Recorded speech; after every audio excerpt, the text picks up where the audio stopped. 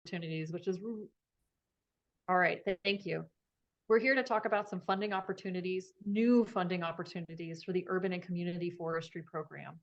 I love to use abbreviations. I'm sorry, it's just in the nature of government work. I will be referring to the Urban and Community Forestry Program as UCF, and I'll be referring to this opportunity often as the NOFO, but I'll try to remember to spell it out. But that's what I'm referring to when I talk about it.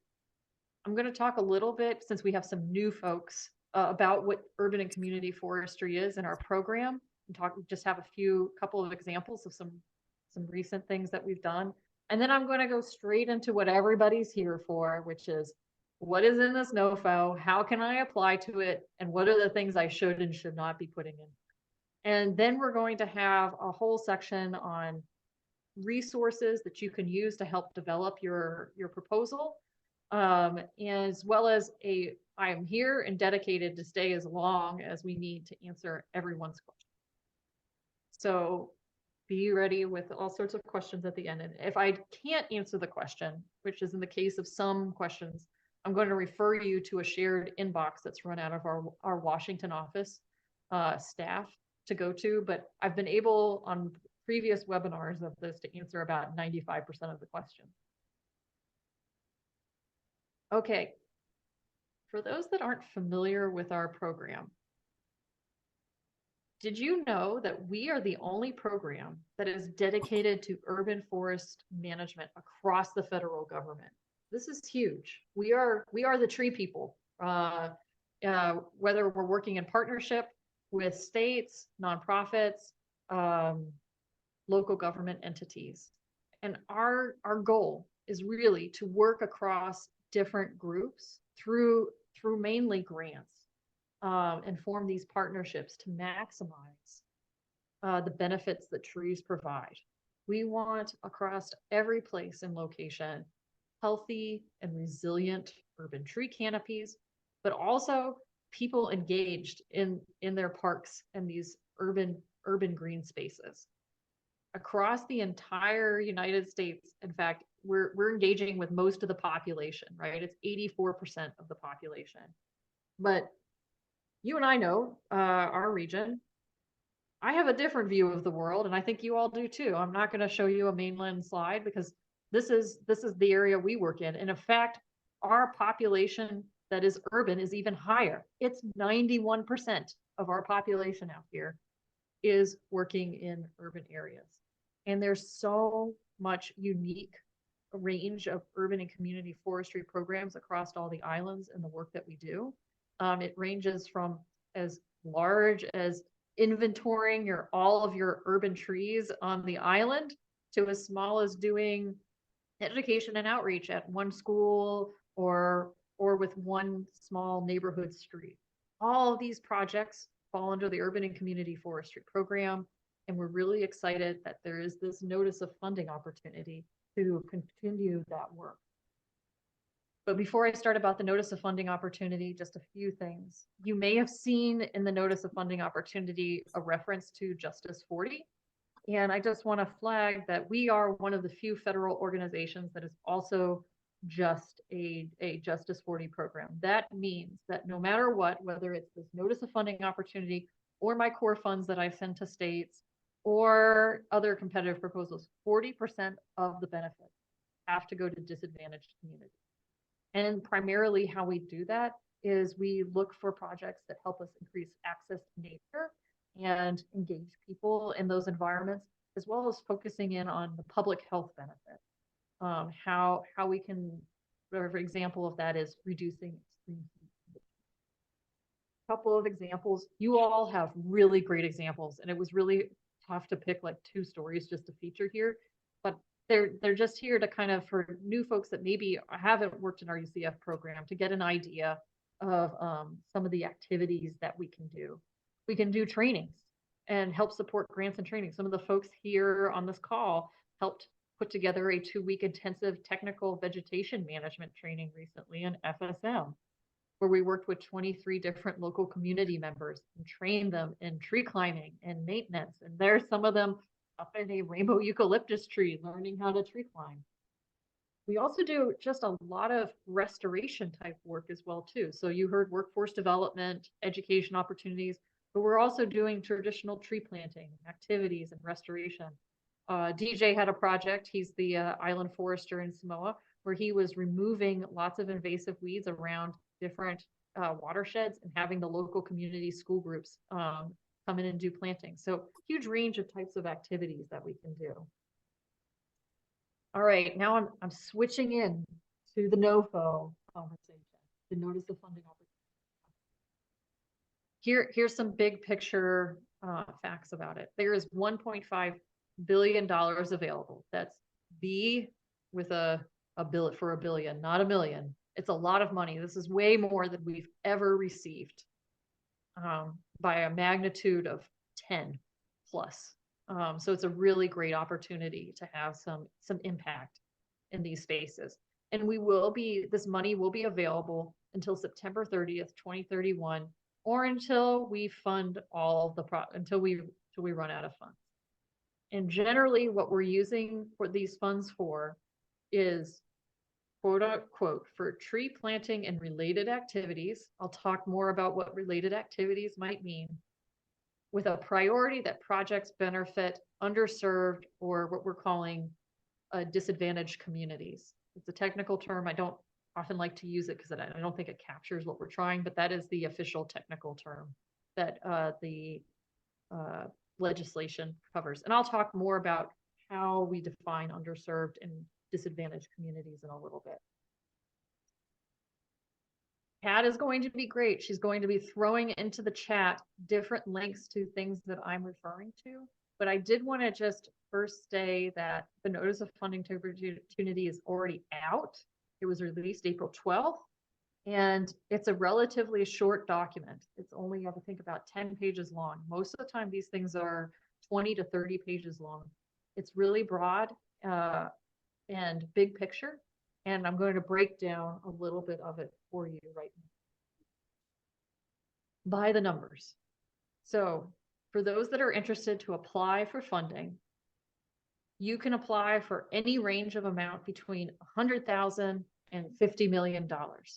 There is no limit on the number of proposals that you could submit.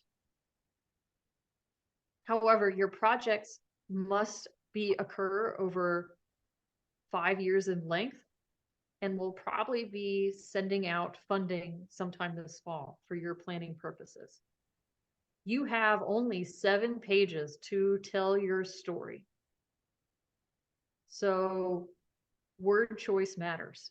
And we're going to talk, we'll have some tips in a little bit to talk a little bit about what to put in those 7 pages. But just know that you don't have unlimited amount of space to go into detail. You really need to make sure you're hitting the keywords and getting your story across succinctly. A common question I get is, if I put in for a grant for 100,000, how do I get the funding? So we do this through grant agreements. Typically, you get reimbursed for expenses that you have pre-identified in your proposal, but advances are available. Advances are where you haven't spent the funding yet, but you would like the funding to be in your account.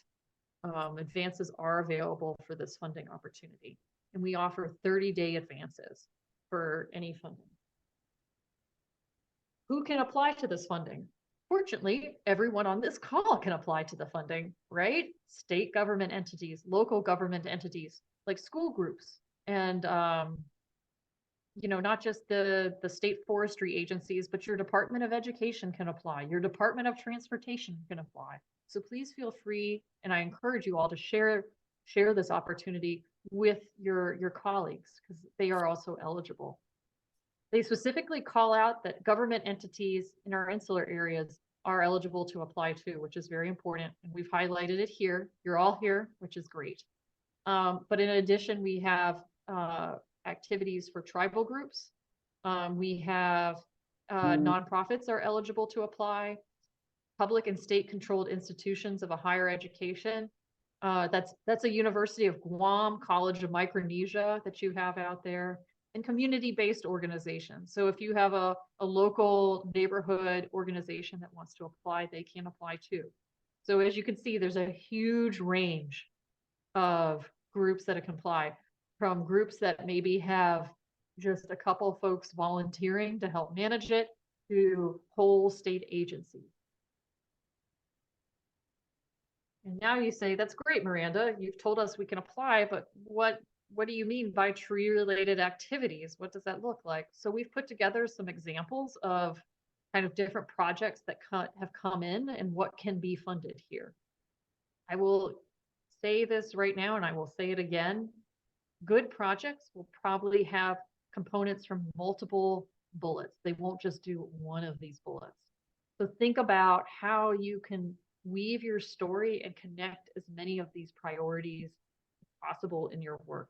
It doesn't need to be all of the bullets, but I think thinking about how you can connect, for example, planting with workforce or management with education is always going to be a competitive, much more competitive proposal. So a few examples of these is fostering community engagement. You can plan, plant, and manage and maintain those trees. You can expand your canopy cover, working both in parks, but also in neighborhoods. And as I just said, you can maintain and monitor those urban trees. I know that's particularly important for a lot of folks on this call who have planted trees before.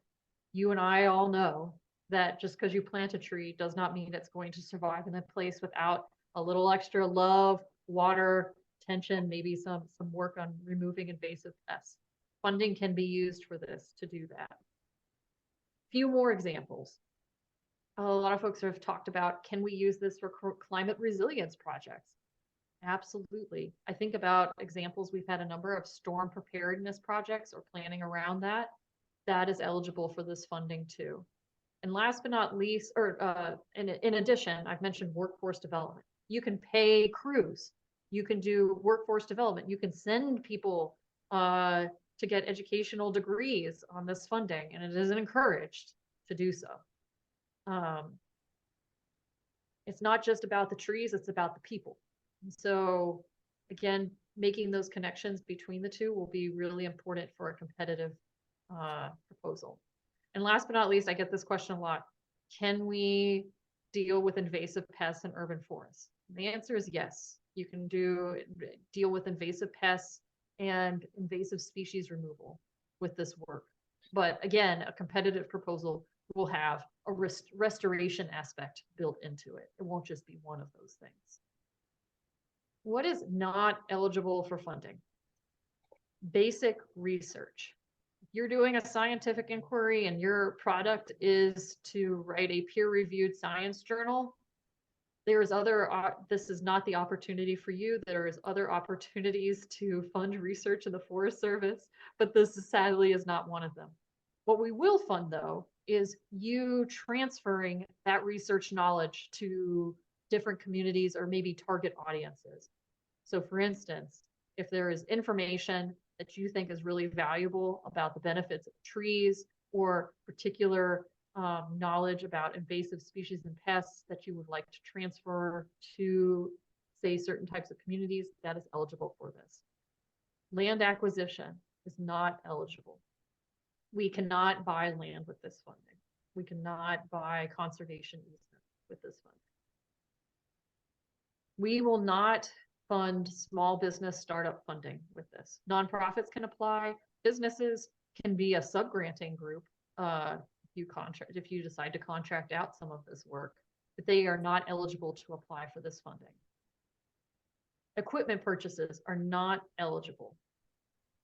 So I use the example a lot of cars. You can't probably buy a car with this funding because it falls under equipment, but you could lease a car.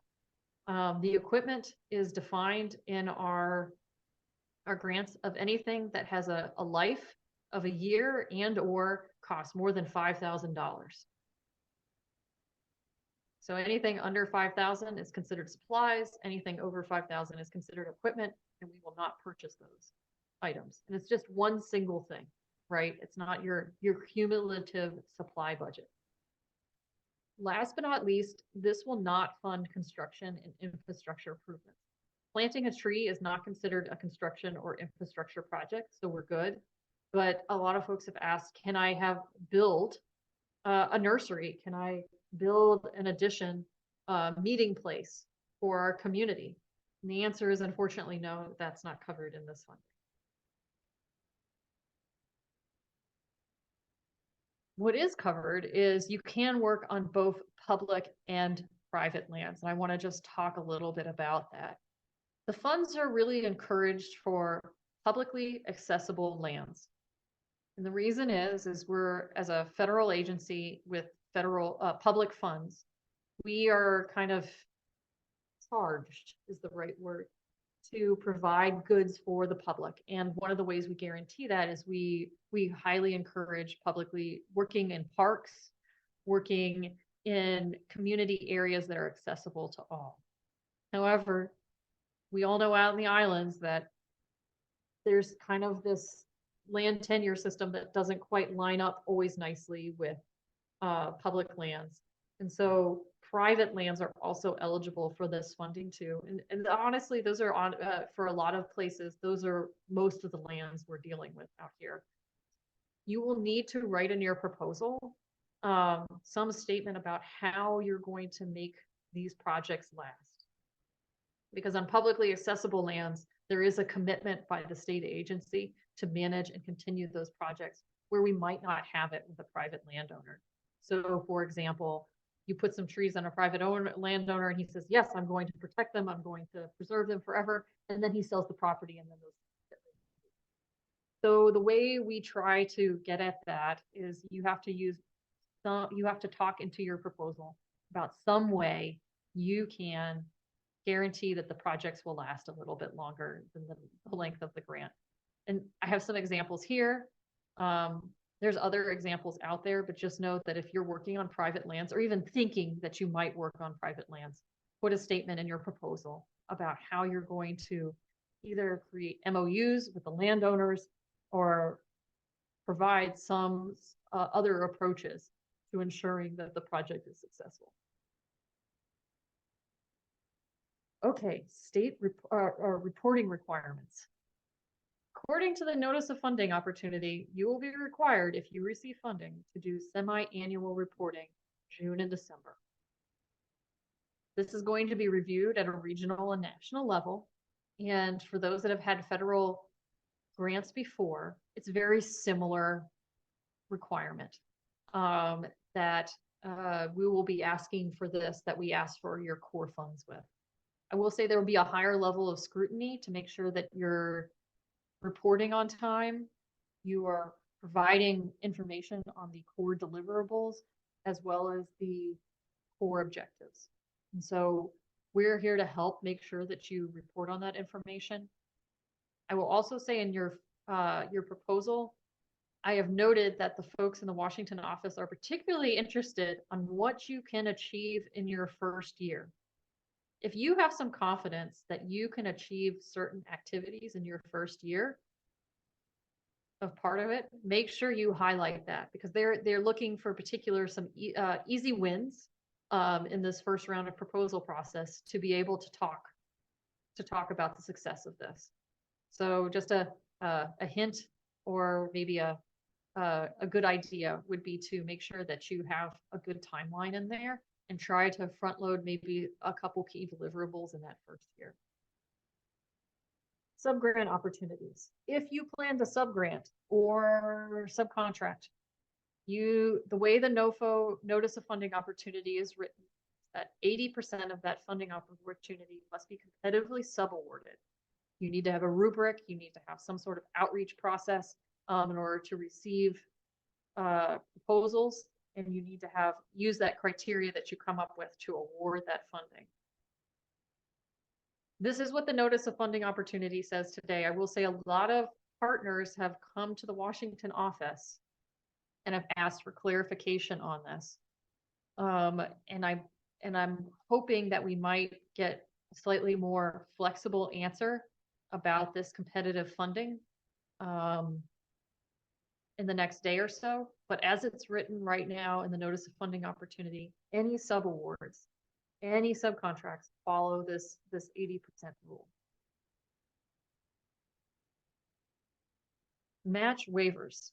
So the way this notice of funding opportunity is written is everyone is eligible to apply, whether you're in a qualify for a disadvantaged community or not.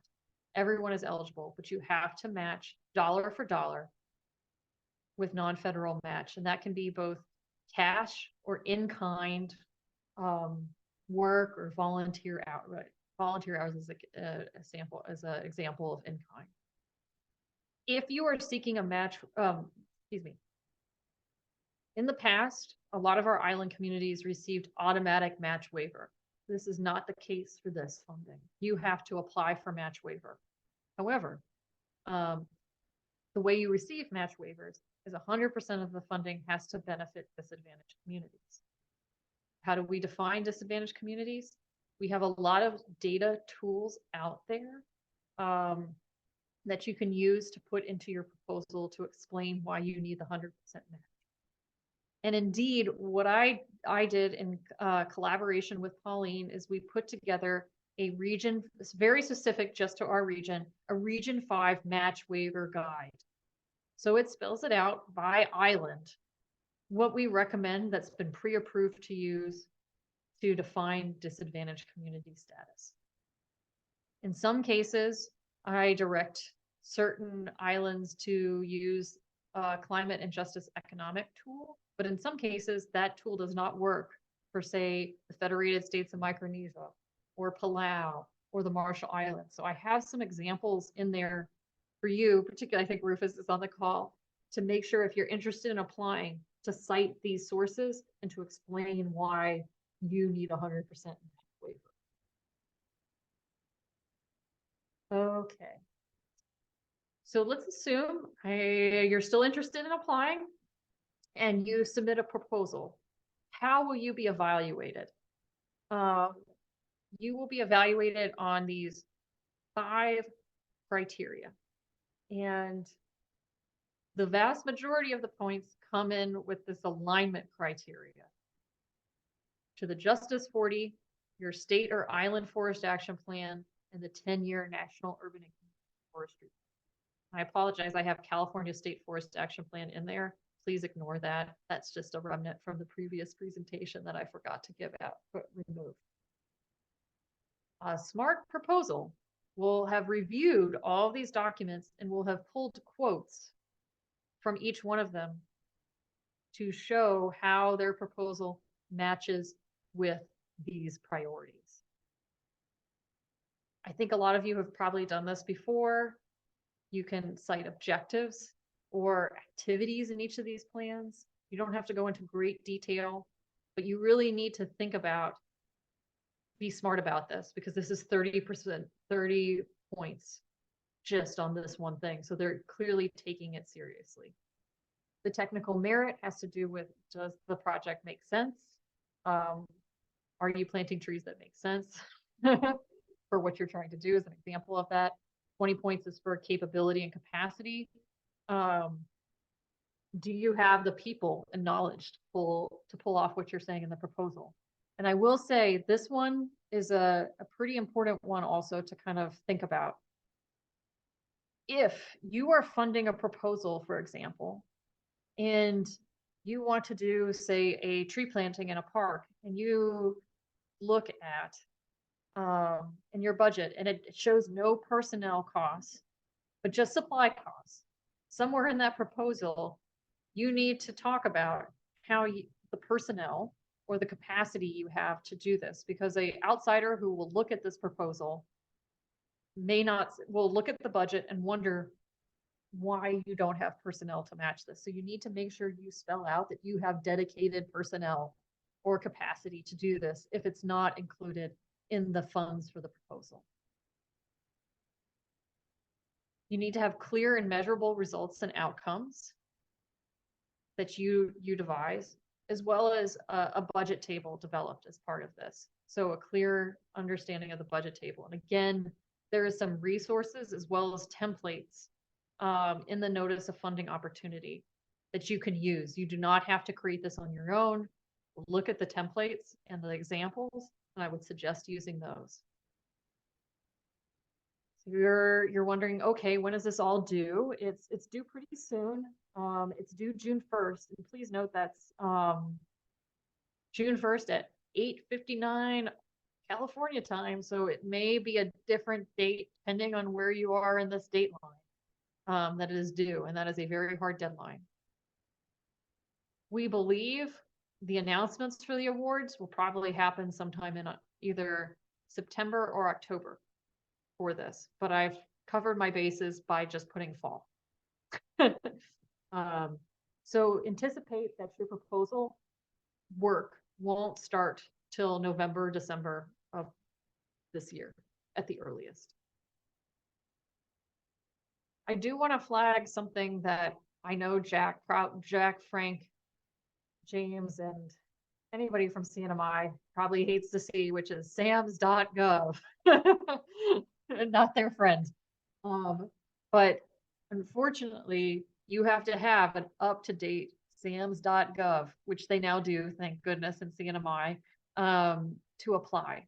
So if you're a nonprofit organization or government entity that has not worked with the federal government before, you need to get on today and fill this out. sam.gov is really the official government system to make sure that you've paid your taxes. And as I like to joke, you are not the mafia. So almost all of our state entities probably already have a sams.gov account. But if you do not, I really suggest you do that soon. Oop, skipped it. The average wait time to get a new account is 45 days. We do not have 45 days until this is due. So my suggestion is get on and start calling them. Be the squeaky wheel so you can get this account. I wish I was the person in charge of creating this notice of funding opportunity and could extend it so we gave everybody enough time, but this is the reality of what this funding opportunity is requiring. If you want to go to the official website to see where all of this is advertised, you can go to grants.gov and you can type in this code and it will pull up the exact, all of the synopsis and the official work. But what I would suggest you do instead, well, in addition, is really spend some time on this online grants portal, because this is where you will actually submit your application. Also on this portal, we have forms, templates, and resources, and some other activities, other resources, we also have a Q&A in here. That's what I was trying to think of. We have a Q&A that the Washington office is adding to based off of questions that they're getting. In addition to break down what the resources are, in particular, I thought you all would be really interested. There's a pre-award guide, there's an application checklist, and there's a number of recorded webinars on there, including a recorded webinar of how to enter all of your information into the portal. That would be pretty important to know about. So I would suggest checking those out if you're not computer savvy or not comfortable, haven't done something like this before.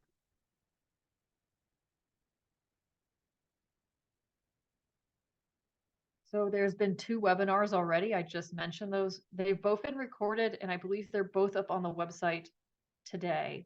If not, the April 25th one will be up tomorrow. And they do 2 things. The April 18th one generally talks about what I've been talking to you all about, but at a much larger scale. The April 25th one is the one that goes through the portal, and that's the one I really recommend you all listen to if you were to listen to one other recorded webinar. Last but not least, I have a plethora of resources for you. I'm going to walk through them just briefly. Some of them I've already talked about. Some of them are videos. We have the press release that outlines the opportunity. We have our own National Community Forestry page that talks about some of the activities that we do. I've mentioned the online grant portal. We have a frequently asked questions site. I would check that out if you have a question first before asking. The shared inbox that I'll talk about in a minute, as well as some summary documents.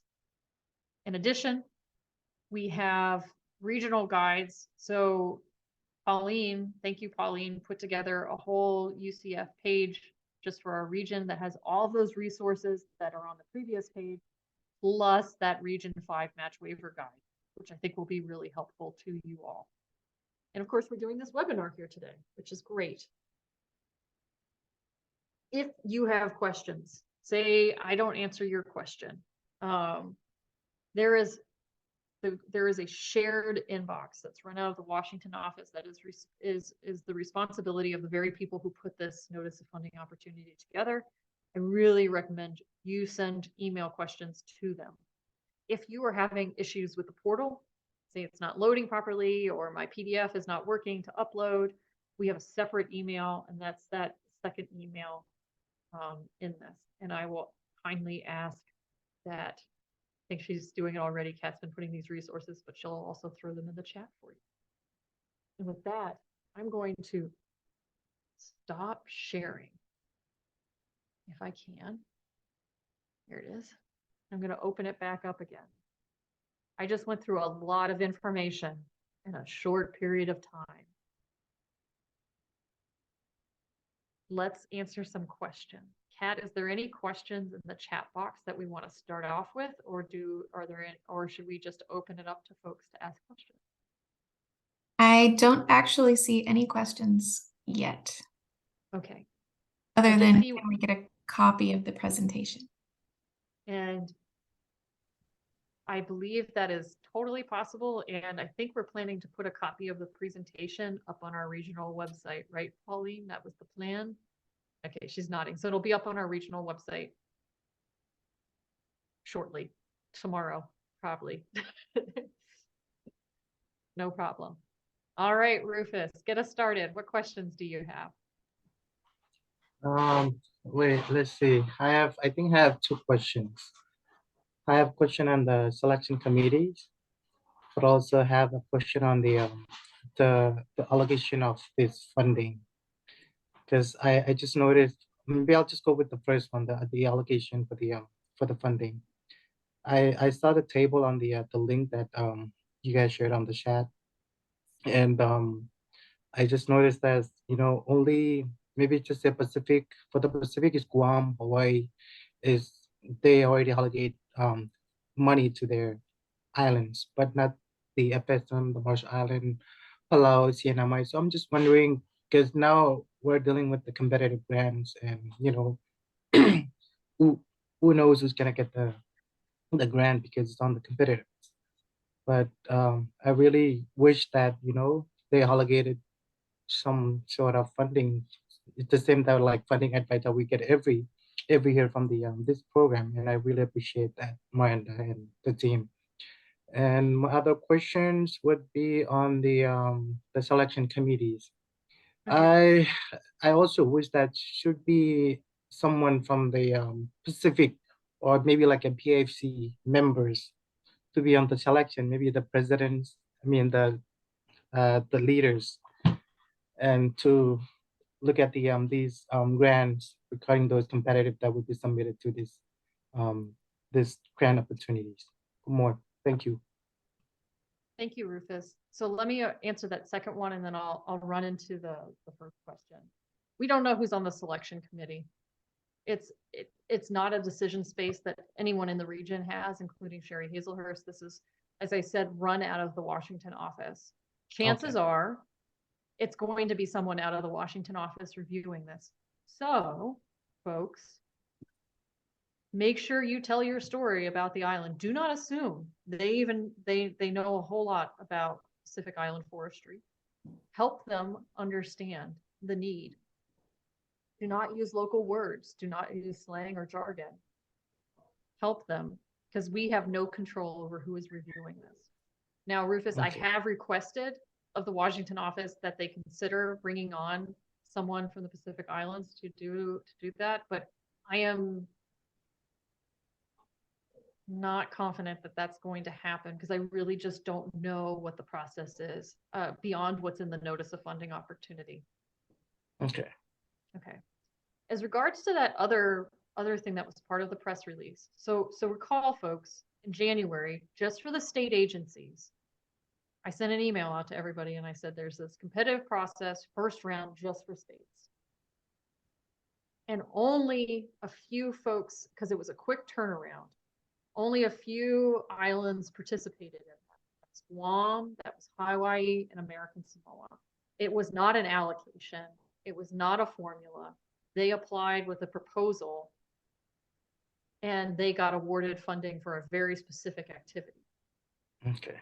If you're a state entity, you're lucky because you just get a second round at the exact same bucket of money. So it's the same bucket of money as that first specialty round that was just for states. And that first round for folks that are not states, that was very specifically for sub-granting programs. So to redistribute funding to the ground. So it had some pretty hard and fast rules about it. So if you didn't already have a sub-granting program, it was going to be really hard for you to implement. The good news is, Rufus, that this is a competitive allocation, just like the states that previous one was, and you have eligibility to apply to this one, just like everybody else. All right. Thank you, Miranda. Yeah. So a nuance I'll just add to this is like a lot of the funding historically has been allocation formula based. So you get a certain amount and then you try to work a project to that amount. Mhm. And that's often what you get each year from the state. This is different. This is all competitive and it's written into the legislation that it has to be competitive. So that's why we're not doing the allocation. Okay, perfect. Thank you so much. Thanks for the clarification. Yeah. PJ, go ahead. Thank you. I just really want to, we've kind of just been waiting for these funds and brainstorming and things like that. And I just want to make sure that I'm clear with some of the things that we want to do. Is that okay? Go for it. Absolutely. Okay, so I'm just gonna throw it out there, kind of like throw out our story because it's also a story for all the islands. Is that we're kind of, whether it be new to the space or new to these ideas of what's important for the growth of the urban and community forestry, which kind of, or for me, leads to maintaining our trees, keeping them healthy, and also one of the most important things is tree inventory. We don't have it. We're talking about 20,000, 30,000, I mean, whatever thousand trees that we do have, and we have a few people doing that.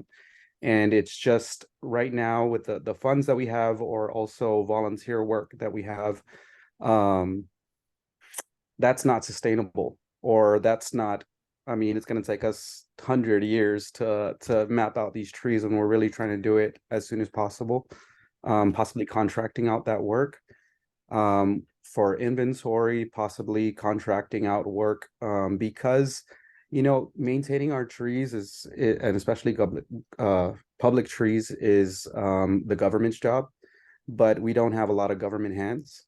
So can we contract that out in, and though it isn't necessarily sustainable, because are we going to fit, or how are we going to maintain that through past the 5 years? We're at such like a debt or a deficit of that type of work that this actually makes it more possible to be sustainable. Because if we can use this practically unlimited amount of money, given the types of resources that we do have, which what I want to try and do is expand small businesses. We have a lot of one person like lawn maintenance businesses. If we can get them trained up, if they are subcontracted, kind of training up all of our these types of small businesses, using this funding to train them, using the funding to pay them to get,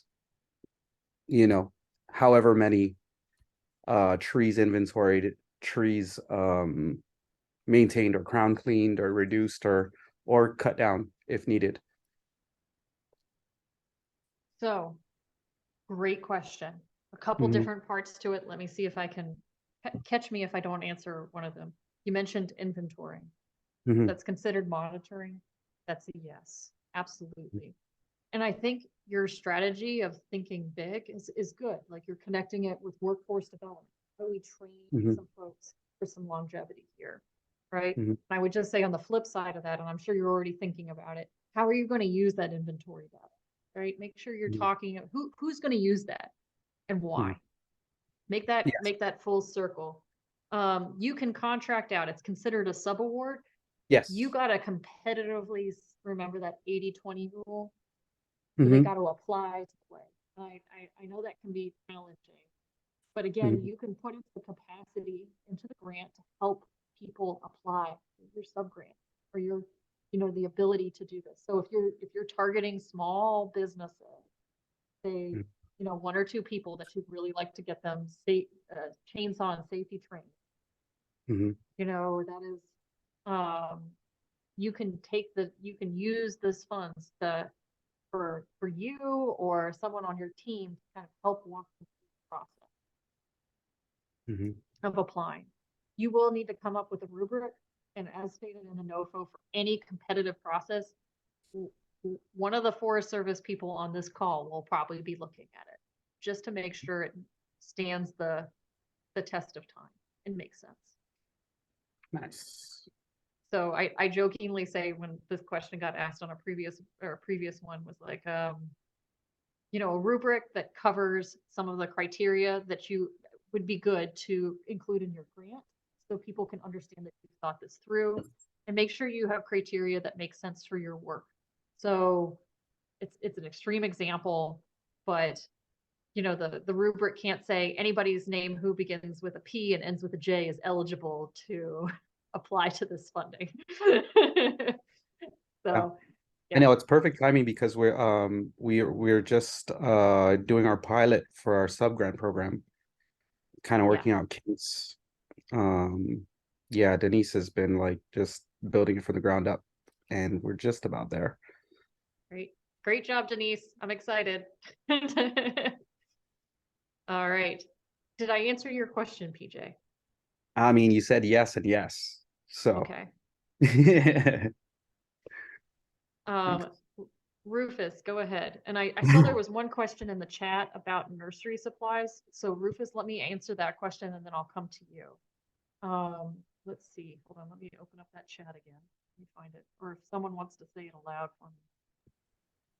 So we can. There are actually two questions. Okay. When the first one is on land leases from private individuals. Would it be restricted to the term of the grant? If you're using these dollars to do a lease, then it has to be restricted to the time of the grant. You cannot pay it forward. Right? So I can't pay for inventories that happen outside of the grant time period. I cannot pay for leases of land outside of the time period. However, maybe a smart person might say, I got I'm going to use maybe some of this extra funding for match for this lease to get me a little bit longer time. It's not perfect, but that is not a Forest Service rule. That is a federal government grants rule. Is the activities have to be within the grant period, which is 5 years. And I see you also have a question. Hold on. What's your other? Is nurseries established temporary cover shade considered infrastructure or facilities? If I am buying shade cover and it is under $5,000, it is not considered infrastructure. It is a supply. That's how I might go about doing that.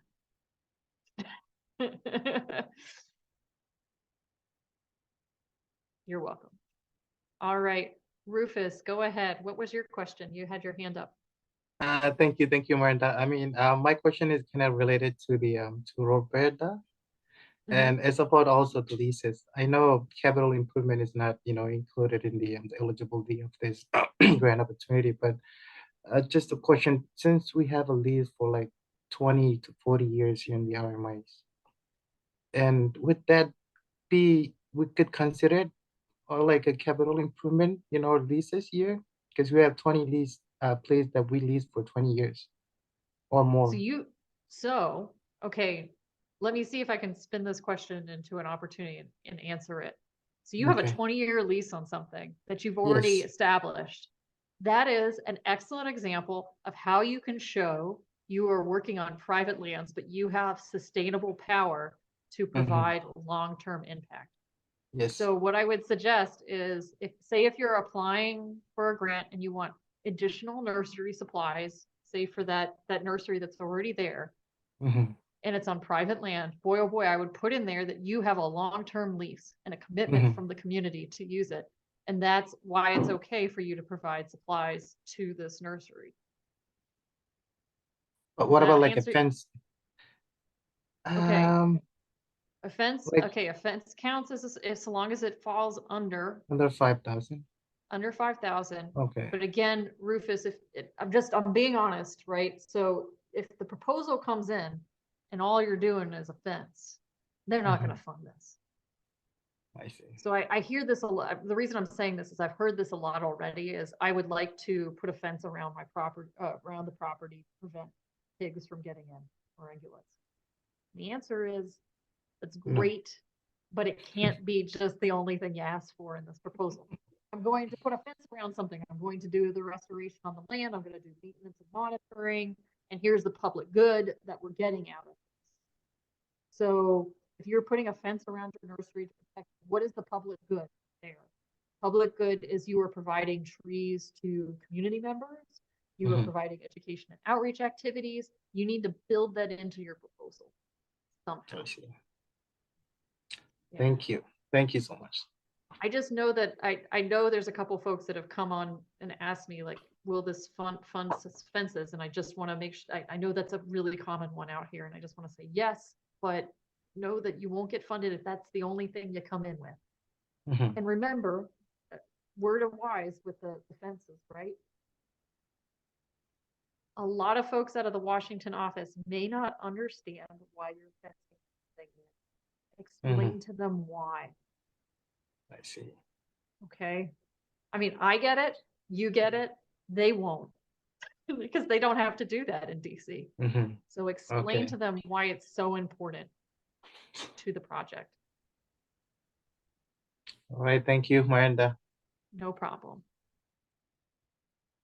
Other questions? Or project ideas. If you want to float a project idea like PJ did, that's totally great opportunity too as well. Okay, I have one project idea. If I go, Go for it. please. Go for it, Rufus. Go for it. Well, I really support because the agricultures and forestries are really working together as a team. And one of our main colleagues agricultures was really into a digiculture lab. And I know it won't fall on it'll be fall under the capital improvement because it's going to be a facility. So, but since we're planning to fill that facility at the lease that we have a long lease over there in Lower Side. And of course, like what you said, we need to explain more better to the Washington office so they could understand the importance of all these that we really need. And I know because now I lost my question. Well, so something that's a priority, you mentioned nurseries, you mentioned agriculture, that the Washington Yes. office has specifically said that they're looking for verbally is agroforestry projects. So keyword right there, put it in your proposal. If you were doing an agroforestry project or talking about food security, boy, oh boy, that would be one that probably will rise higher to the top pretty quick as well. Let me, So I think it's a good project. okay, let me just think about my question. I'll be back to it. Okay. We're gonna go ahead and pause the recording so we don't, so folks that want to go can. And I want to thank Catherine and Pauline for being on. I'm willing to stay on longer, but I do want to let them go because it's a little bit late in the evening if they have other things, and Kat's been up since 4 a.m. on training, so we need to let her go.